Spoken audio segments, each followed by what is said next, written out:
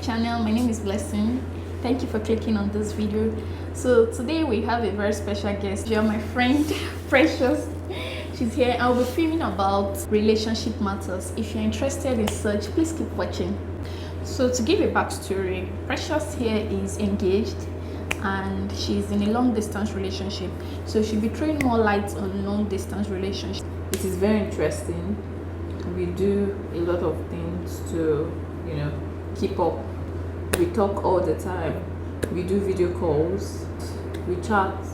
It's just like every other relationship, because if you have someone in the same city, your partner in the same city, you still call him, you still do video calls, you still chat with him because you are not married yet. It's just like every other relationship. Would you consider your relationship boring? Because I hear a lot of people say some Christian relationships are boring because they don't get to go out a lot, or they don't do the things other people do. They just tend to use that word boring to generalize and say Christian relationships are boring. So would you say your relationship is boring? My relationship is not boring. My relationship is very interesting. They can't say their relationship is boring for some reason, but mine is not boring.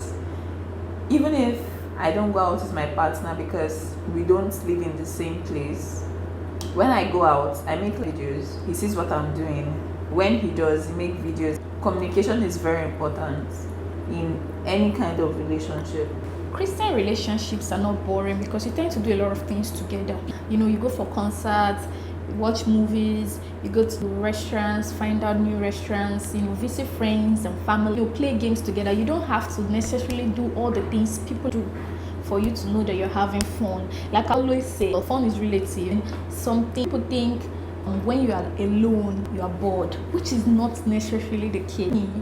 You don't expect us to get bored because we are just not going out, drinking, Partying or clubbing. Exactly. Like, the fact that we don't do this thing doesn't make us boring at all. We go to the beach, we do everything. We do it in the way of the Lord. Long distance relationship needs a lot of commitment, sacrifice. It is what you can do for someone you love to make it interesting. Where does the place of trust come in a long distance relationship? Because we hear a lot of people say for a relationship to work, especially a long distance relationship, you need trust, you need commitment, you need communication. And the God factor is a very, very important thing, because be it long distance or the regular relationship, we need God for it to actually work. We need God. So where does the place of trust come in a long distance relationship? Trust has a very big and important role to play in relationship as a whole. Okay. Either long distance relationship or the normal relationship, trust is very important. You can't tell me because I'm in a long distance relationship, then trust issues should be a problem. Because even in normal relationship, people still cheat on their partner.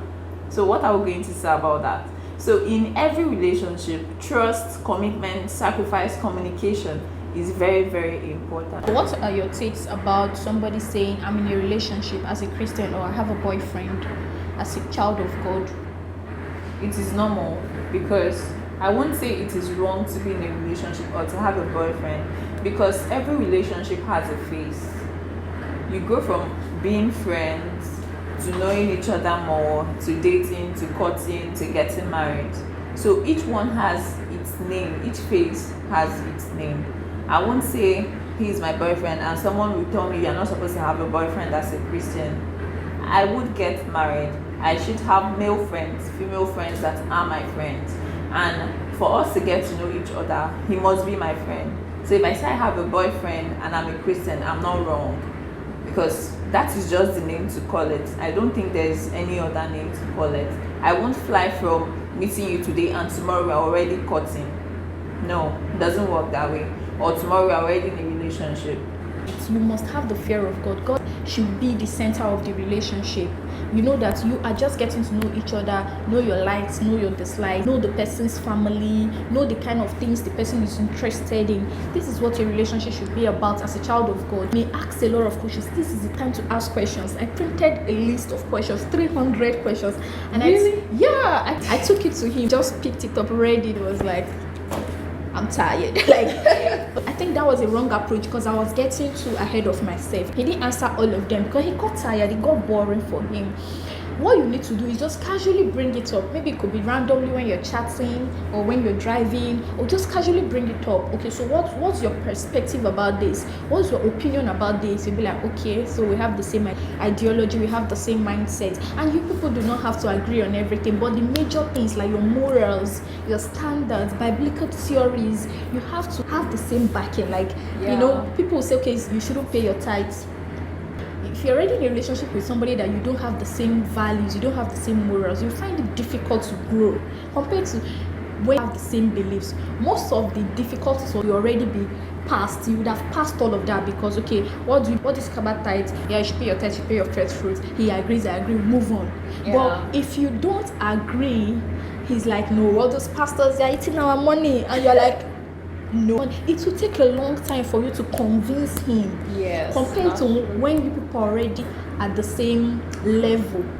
So that's just it. I feel relationship is that is the time to ask a lot of questions, because there are some things you would not even know except you ask, because some people are not even willing to open up except you dig in and you keep on asking. And I don't mean you should keep nagging. Ask in a very, very intelligent, and be willing to answer those questions for yourself, because you don't go around digging and asking questions, and then when you are being asked, you're like, why are you asking? You have to be open yourself to even be able to get responses to your questions. Okay, so moving on from that, we've heard about love languages. What is the place of love languages? Knowing your partner's love language in a relationship. We know there are 5 love languages, right? Yes. And it is very important to know your partner's love languages, because knowing your partner's love language will tell you how to love the person, because people receive love differently. You may be doing certain things for me, and to you, you're proving to me that you love me, but to me, I'm just like, and you're not even doing the main thing that will show me that you love me. There's a place of knowing your partner's love language, and there's no way you will know except you ask. And if not ask, by trying out all the love languages, try to do all the love languages, and you see how he reacts to certain things. For example, so there are 5 love languages. We have acts of service, words of affirmation, giving or receiving of gifts, quality time, and physical touch. Thank you very much. So you have to try these things for you to be able to know. Mind you, physical touch does not mean you should go overboard. Physical touch just means like holding hands, something that I don't want to hugging. I don't want to go into that, because you tell some people hugging now, they're going to be caressing and smooshing. I not say that too. So do you know your partner's love language? Yes. Do you mind sharing? Okay, my partner's love language is quality time. Okay. Yes, he loves quality time a lot. So when we met, I'm not that kind of person that loves video calls or talking too much over the phone or talking for a very long time. Because if you know me well, I would ask you to inform me you would call me on video call when you want to talk to me, because sometimes I get upset about it, because you cannot be calling me when I'm on the road on video call and you're asking me, why are you not picking? It's just something else. So now I know this is my partner's love language. I expect his call all the time. I try to accept it. Okay, this is what makes him happy, and I should be able to do that often, because we are not even in the same city. So when we talk all the time, he's happy. And my own love language is words of affirmation and receiving of gifts, including money. Really? Now we know. Wow. So I love when my partner tells me he loves me. I want to hear it. He says it all the time, but when I feel it's not enough, I tell him, you've not told me you love me today. Meanwhile, he has said it like 20 times. So I just like to hear it. I even tell him, tell me you love me. So I love it so much. I love when he tells me he misses me, even though I know he does. I just want to hear it over and over again. And I love gifts. I love surprises. And money. Beautiful. We all love money, even me too. At first, I didn't really understand the place of know your partner's love language until it got to a certain point where I'll do some certain things and my partner will still not feel love. He will keep asking me, telling me, oh, what do you think about me? What do you feel about me? I'm not very expressive with my emotions. I like to show rather than say. I like to do. So my own love language is acts of service. Like I said, I like to do things. I like to show you by acting that I love you. But my partner likes to hear. So his own love language is words of affirmation. So he likes to always hear that I love him. And me on the other end, I will do certain things for him. He will be like, I know you love me, but I still don't get it. But I notice people express love the way they intend to receive love. For example, I was always doing things for my partner because that is what I expect in return. I expect him to do things for me, like little things, like giving me a foot massage, helping me to lose my hair. That is love for me. But for him, he just wants to hear, oh, you mean a lot to me. What would I do without you? Oh my God, if not for you, this would have been this. Oh, he doesn't just want to hear I love you all the time. He wants to hear those deep, thoughtful words that, So at some point I had to learn. Okay. I had to learn that loving somebody in the way you want to be loved doesn't really help the person. He needs to know that you love him based on the way he perceives love. So those are the two extremes. He likes to hear, I like to do. So we had to meet at a compromise. Now he tries to do things more often not because he likes to do them, but because he knows I love them. And me, I try to be a little bit more vocal to express my feelings towards him. What are the ways you think you have influenced your partner so far? I've influenced my partner positively in so many ways. Okay, but I will take this for example. Like when we met, he likes keeping fro. He doesn't really like cutting his hair and all of that. It doesn't mean he's not tidy or neat, but I just like my guy to be fresh every day. If I have to get a clipper in the house and I'll be helping him shave his hair every day, I'll be doing that. So he doesn't really like it, but in a way, I have made it that when I ask him what are you doing this weekend, he already knows what I'm talking about. So I'll be like, what are you doing tomorrow? And he'll be like, he's going to the salon. So he does that and he's beginning to like it. And for him, he has also influenced me. Like for example, when we met, I really don't like video calls. I really don't like talking for a very long time. I'm always very serious. I don't even have time to joke, time to smile and all of that. But being that he's humorous, he has helped me like adopt that kind of living, taking a break when I'm working, smiling, joking, not every day serious. So what is the place of finances in a relationship? Okay, what I think about money matters in relationship is that your partner should know what you earn, should know if you are in debt, should know if you have investment. Why? Because you see a future with this person and you don't want to get married to someone who is owing.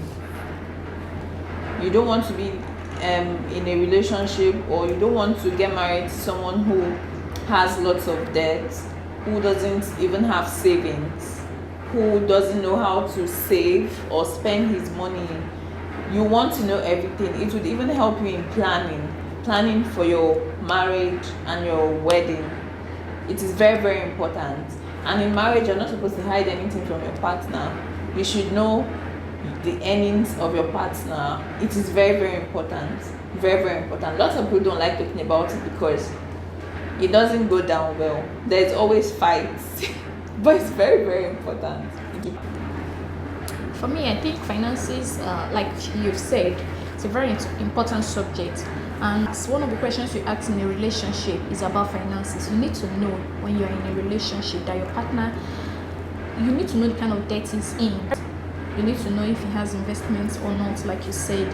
And you need to be able to manage your finances. You need to have financial maturity on your own before even your partner coming in, because You are a whole person yourself, and your partner is also a whole person. Two of you are coming together to become one. So you have to be able to manage yourself and manage your finances. Not half plus half equals one. It's 1 plus 1 equals 1. So you are a whole person yourself. So you have to be able to manage your finances. You need to know how much your partner earns. And some people think you don't have to let your partner know how much you earn so that he doesn't start billing you, and if he gives you money before, he will stop giving you. I don't know about you, but I personally feel as a child of God, you should be completely open with your partner, know how much he earns, be able to manage your finances together. Not all girls out there are ready to spend your money or become gold diggers. No, some people are there to manage it for you. So some good women are out there that are ready to manage the finances, but it's very crucial. Nobody wants somebody to head them and that person doesn't know how to manage finances, and the person just starts throwing the money like this, and you're like, what is that? You have going to pay for the rent. So you need to be able to manage your money. You need to be able to know that this person has good financial maturity. This person can save, because you know there are some people that cannot save. They cannot save a penny. This is it for this video. If you like it, please click the like button. Subscribe to the channel for more videos. Share the video with your friends, and I'll see you in my next video. Bye.